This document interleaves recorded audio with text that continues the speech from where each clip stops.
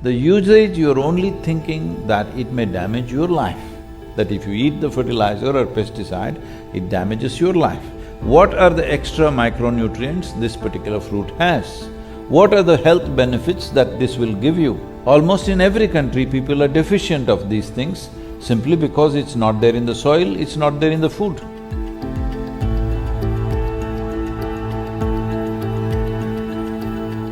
When the produce comes to the marketplace, right now, suppose if you go to the market, they say, this apple is organic. What is the other apple? Is it inorganic? Is there such a thing? So, right now this complex thing of trying to check how much fertilizer, how much insecticide or how pesticide is in this apple is an impossible thing, believe me. Because on which day you applied it? When it was flowering, did you apply it? After it became a small fruit, did you apply it? After it became a big fruit, did you apply it?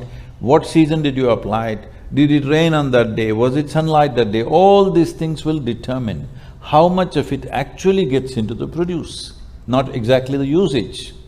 The usage, you're only thinking that it may damage your life, that if you eat the fertilizer or pesticide, it damages your life.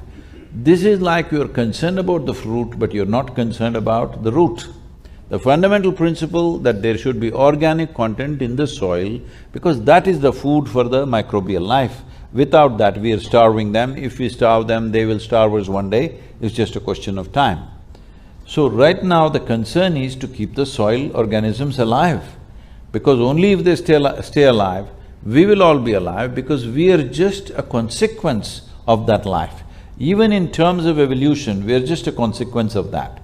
So, when the fruit or the vegetable comes to the marketplace, instead of marking it as organic and whatever else the rest is, if you mark it as this fruit comes from a field which has 3% organic content.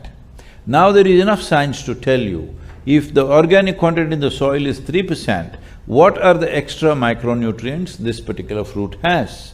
What are the health benefits that this will give you? What are the preventive things that will happen to you in terms of ill health? All this science is already there. Both physical and psychological health is very connected to the micronutrients we consume. Right now we've been through a pandemic. You don't need to consult any great virologist. If you ask any basic doctor, they will tell you, if you're lacking vitamin A, B6, B12, folate, iron, zinc, magnesium, you will be more susceptible to respiratory infections. This is a known thing. And just look at this in the world, almost in every country people are deficient of these things simply because it's not there in the soil, it's not there in the food. Now, I'm not trying to say pandemic would not have happened if the soil was good. Definitely it would not have caused this much panic as it did if we were of a stronger constitution. And that stronger constitution is not one day's thing. It doesn't happen by going to the gym.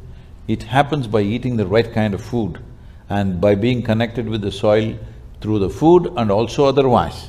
If that otherwise is not possible, say city-dwelling people, but at least the food should have that.